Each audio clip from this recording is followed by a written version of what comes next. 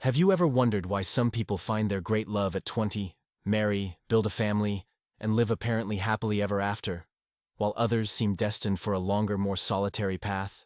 Perhaps you've already passed your 40s, and a voice whispers in your ear that it's too late, that the time for love is behind you, that you should settle for loneliness or relationships that don't touch your soul.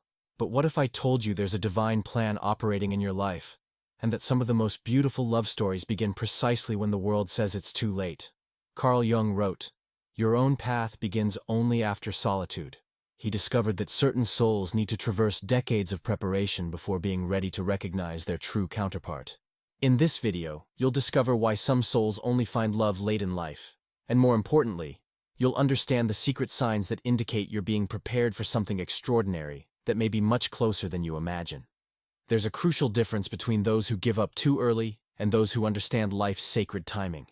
And this difference can determine whether you'll live the deepest and most transformative love possible, or settle for much less than you deserve. Stay until the end because I'll reveal exactly what Jung discovered about the right moment for soulmate encounters. And subscribe to the channel because here you'll find the deepest secrets about how the human soul works that can change your life forever. Carl Jung revolutionized our understanding of relationships by introducing the concept of individuation, the process by which we become truly ourselves, integrating all the fragmented parts of our psyche into a coherent whole. For Jung, authentic love is only possible between two people who have completed, or at least seriously begun, this process of becoming whole. What does this mean in practice? It means that before we can recognize our soulmate, we must first become complete souls.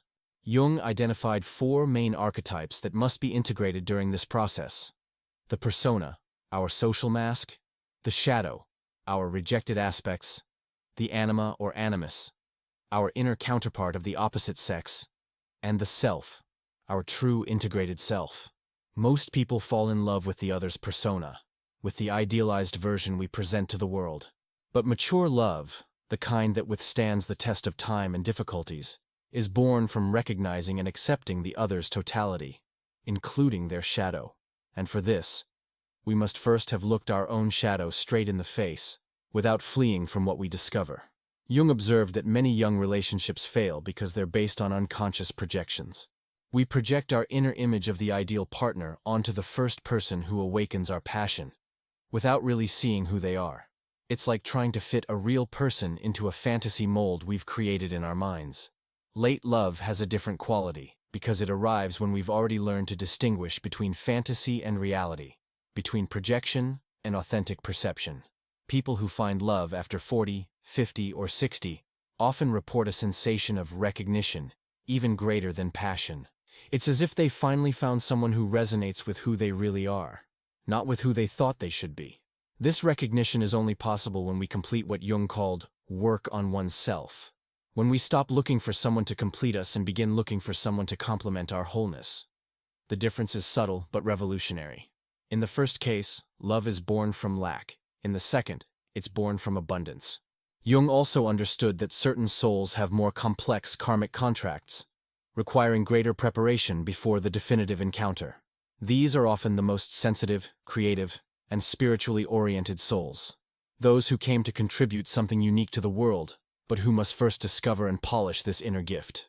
Love that arrives late often has a transcendent quality, because both partners have already done the necessary personal work. They meet not as two halves seeking completeness, but as two wholenesses celebrating the possibility of creating something even greater together. Jung introduced the revolutionary concept of synchronicity, meaningful coincidences that reveal an underlying order in life's apparent chaos. For Jung, there are no accidental encounters. Every person who crosses our path brings a specific message or lesson, and when it comes to true love, timing is never accidental. There's a fundamental difference between chronos and Chyros, concepts Jung adapted from Greek philosophy for his psychology. Chronos is linear, mechanical time, measured by clocks and calendars. It's the time that makes us anxious, making us feel late when we haven't found love by 30 or 40.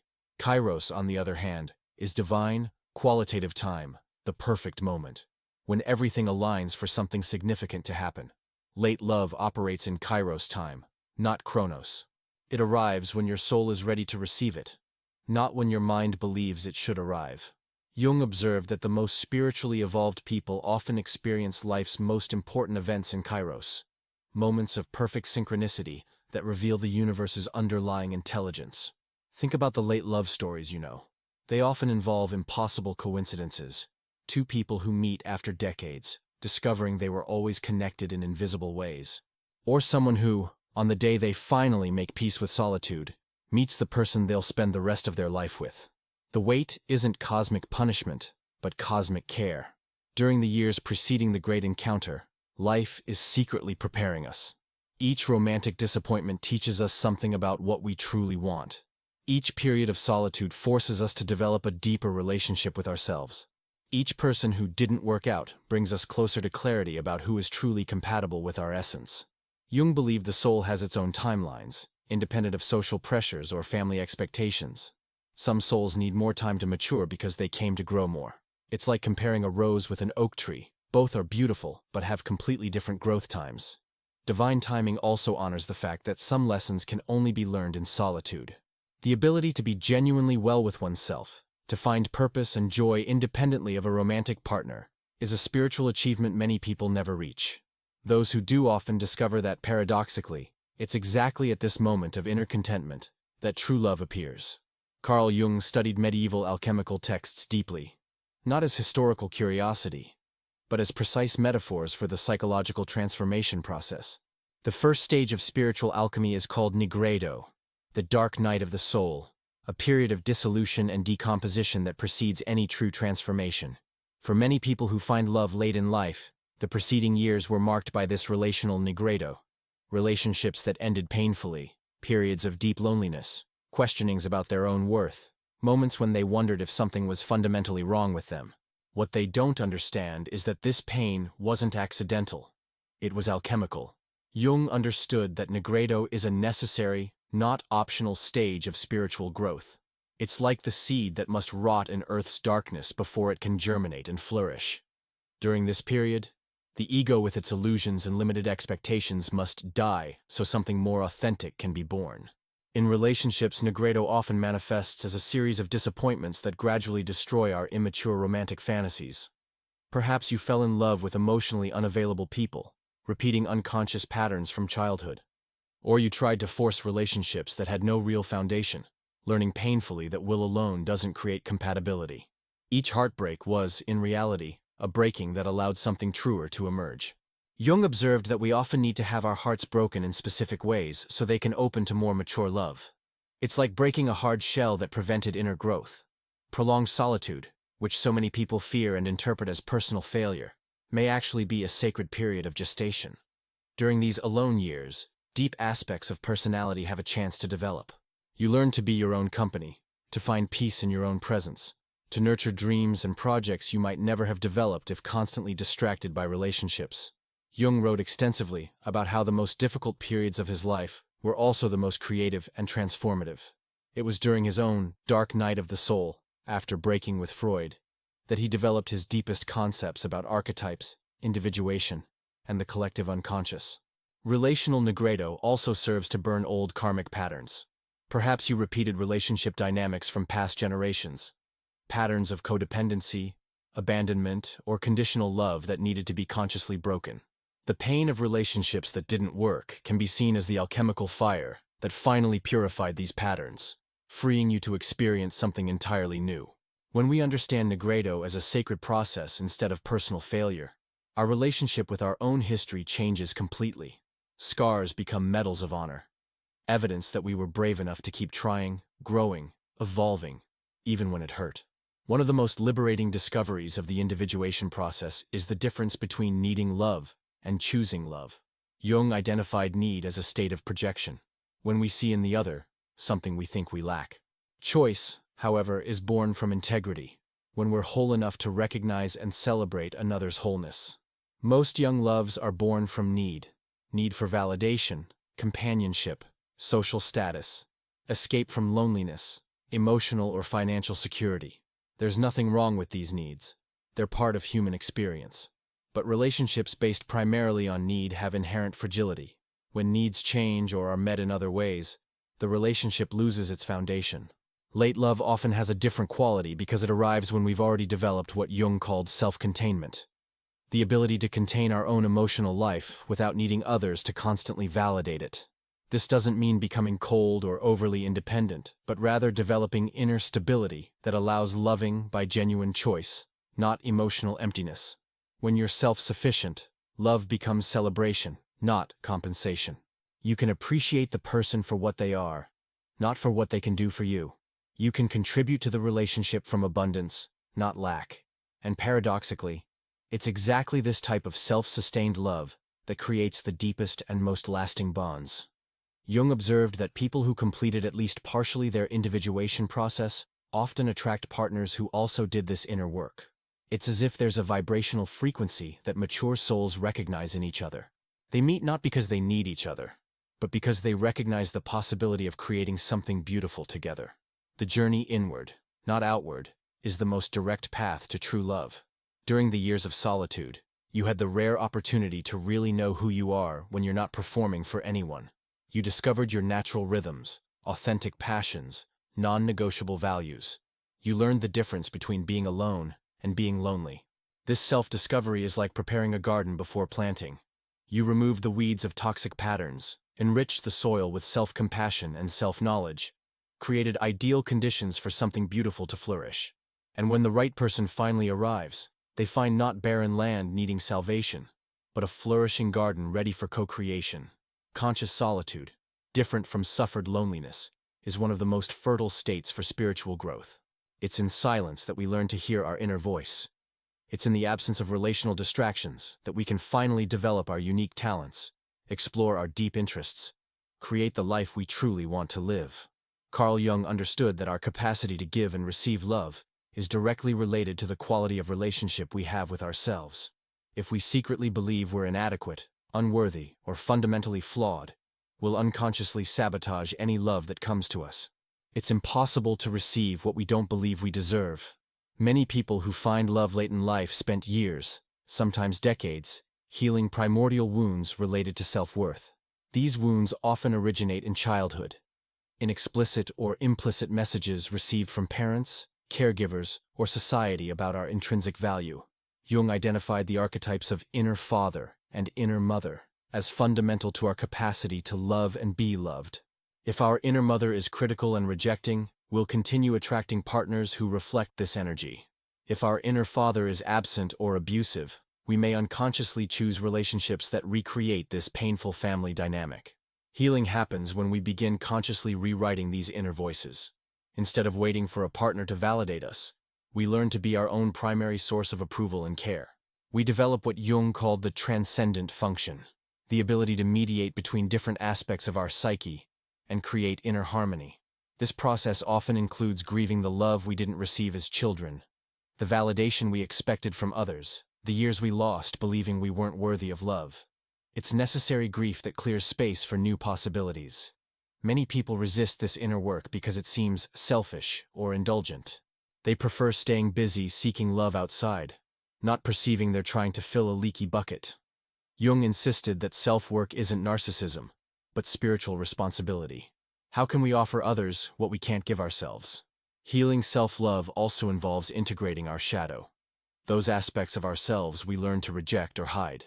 Jung observed that we often reject in potential partners exactly the qualities we most repress in ourselves. If we can't accept our own emotional intensity, perhaps we'll always be attracted to cold people who leave us frustrated. When we finally develop a compassionate relationship with ourselves, when we can look at our flaws without devastating shame, and at our qualities without false modesty, something magical happens. We begin radiating different energy, no longer the desperate energy of someone seeking validation, but the serene energy of someone who has already found themselves. This energetic shift is magnetic. Whole people recognize and are attracted to this frequency of self-acceptance. It's as if we could finally see and be seen clearly, without distortions created by unresolved emotional lack. Jung understood that not all relationships have the same purpose.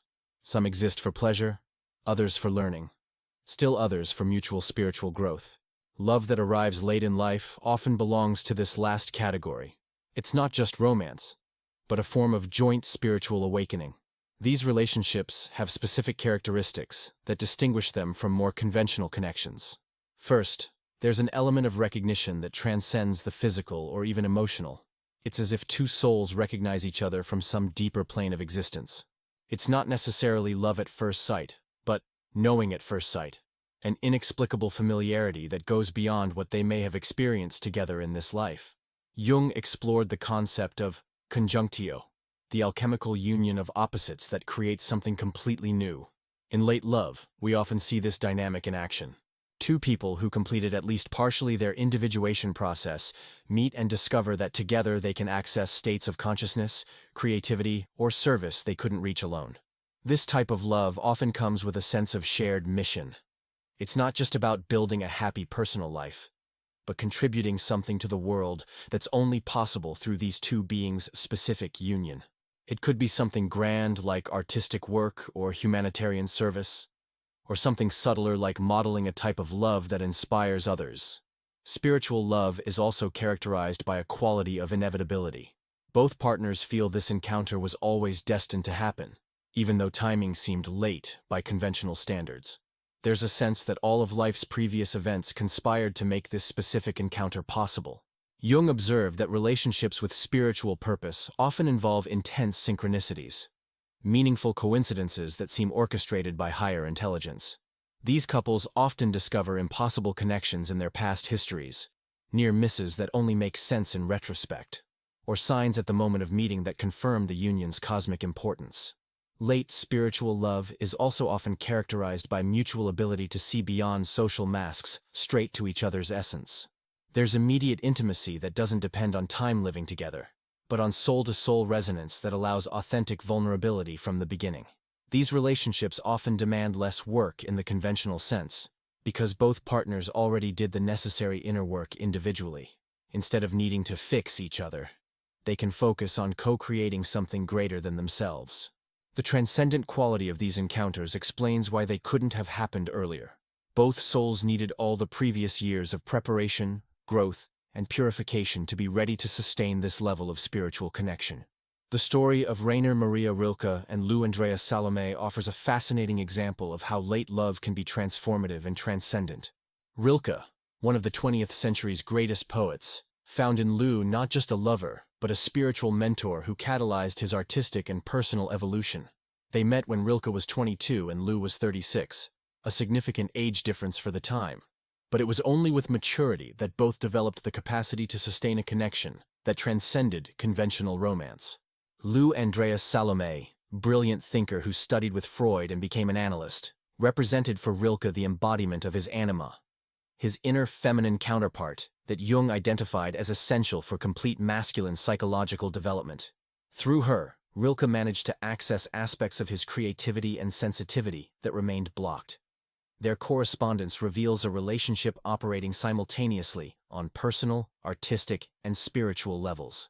The myth of Orpheus and Eurydice, which Rilke explored poetically, also illustrates the dynamics of late spiritual love. Orpheus, the divine musician, must descend to the underworld to rescue his lost beloved. The condition for bringing her back is not looking behind during the return journey.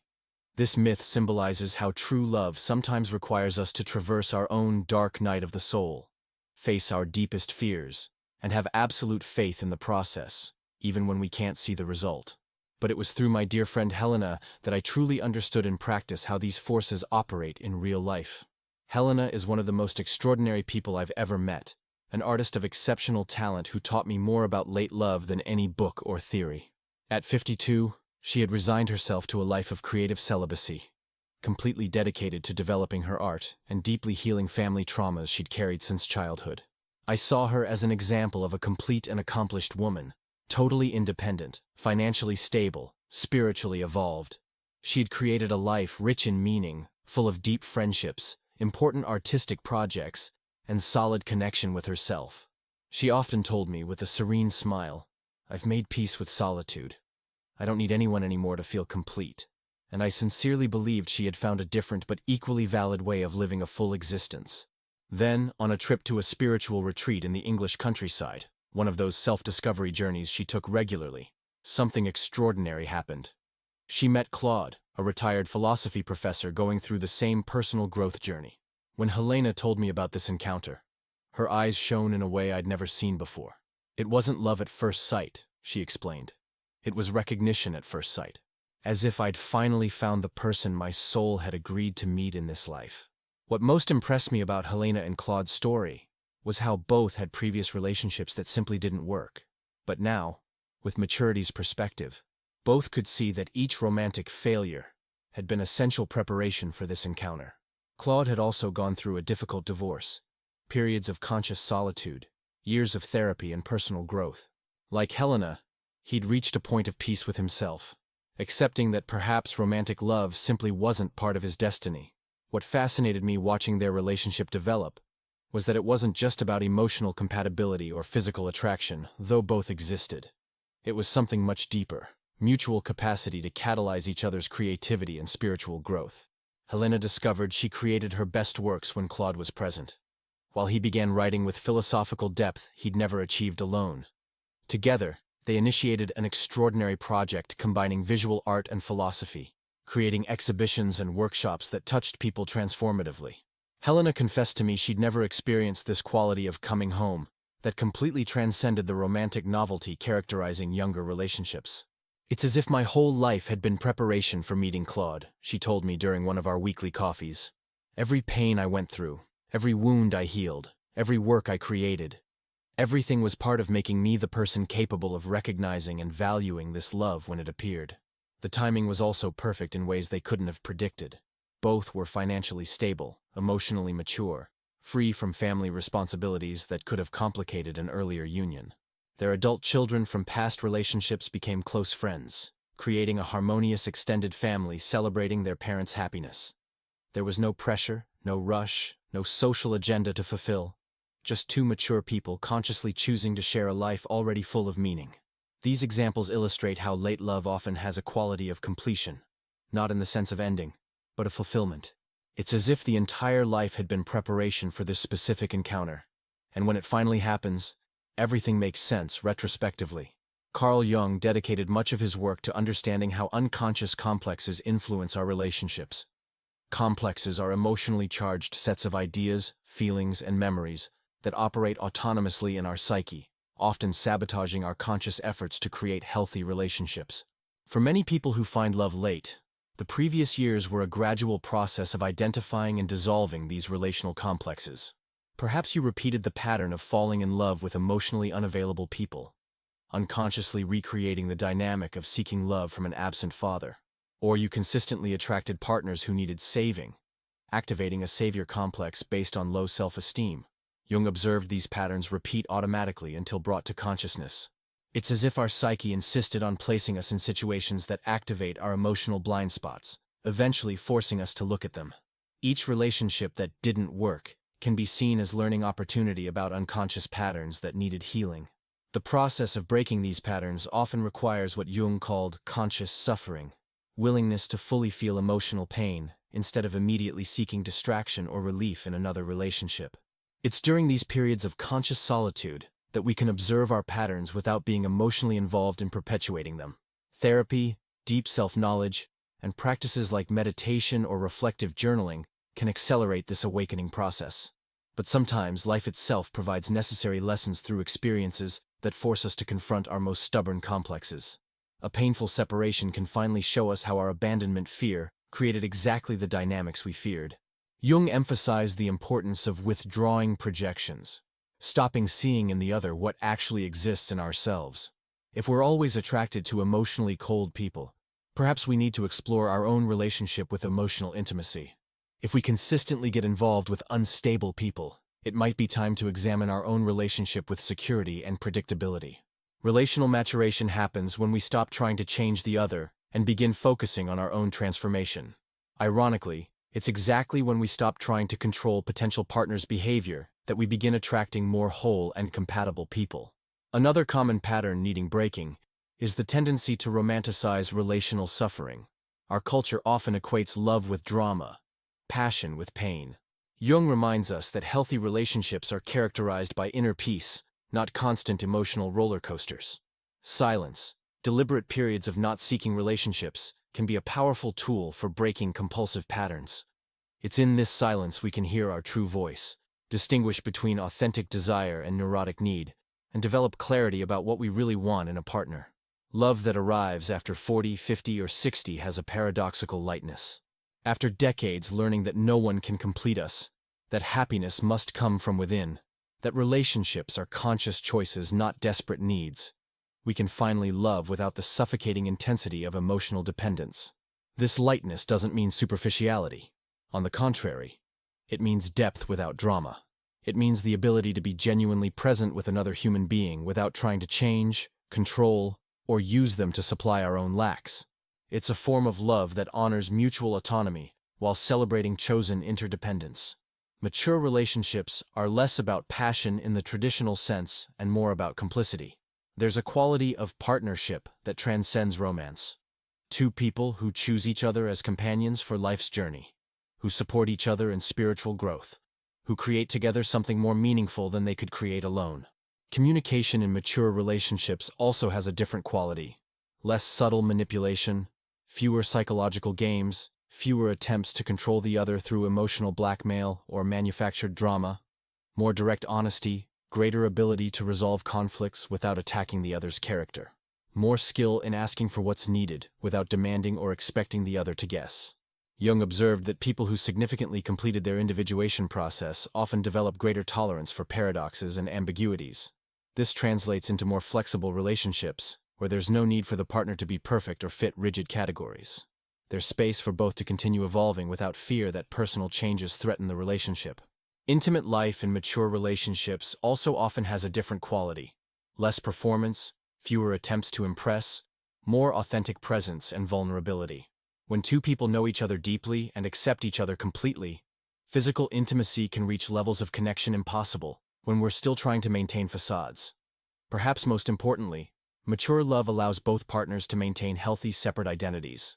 There's no neurotic fusion or codependency. Each person continues being responsible for their own happiness, growth, and life purpose. The relationship becomes a space of sharing and celebration, not mutual rescue.